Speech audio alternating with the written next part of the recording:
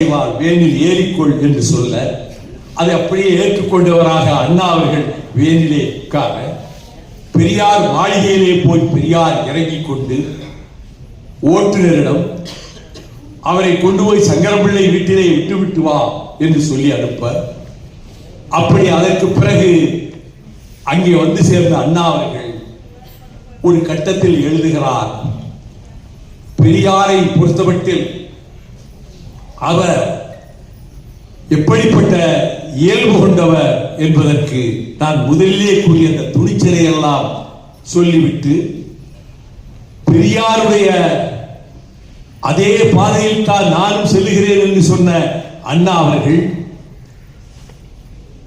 தேர்தல் களத்திலே 57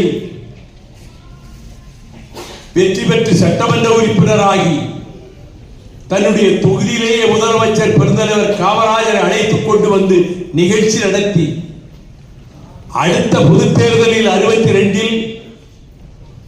காஞ்சி தொகுதியிலே அண்ணா தோற்கடிக்கப்பட்டார்.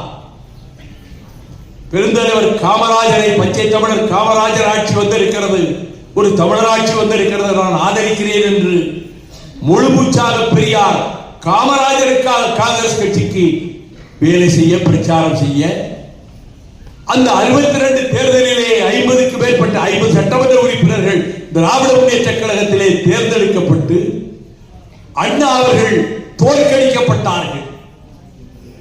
அவருடைய பண்பாட்டுக்கு ஒரு அடையாளத்தை சொல்லுகிறேன், தூற்றலை கேட்டு கவலைப்படக்கூடாது, வாழ்க வசவாளர்கள் என்றுதான் அண்ணா சொன்னார்.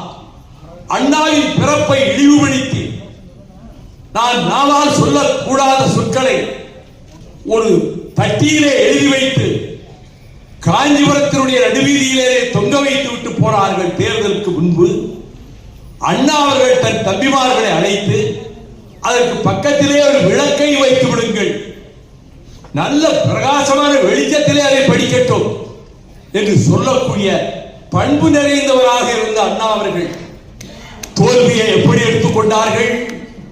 தம்பிக்கு கடிதங்கள் எழுதுகிறார்.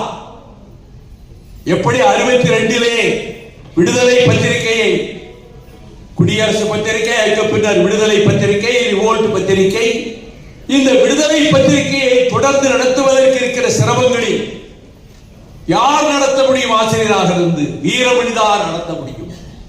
10 வயதிலே மேடை ஏறி நின்று இதை அன்றைக்கே சங்கராலம் செய்தாரே, அதை பார்த்துவிட்டு, அதை படித்துவிட்டு தெளிந்துவிட்டு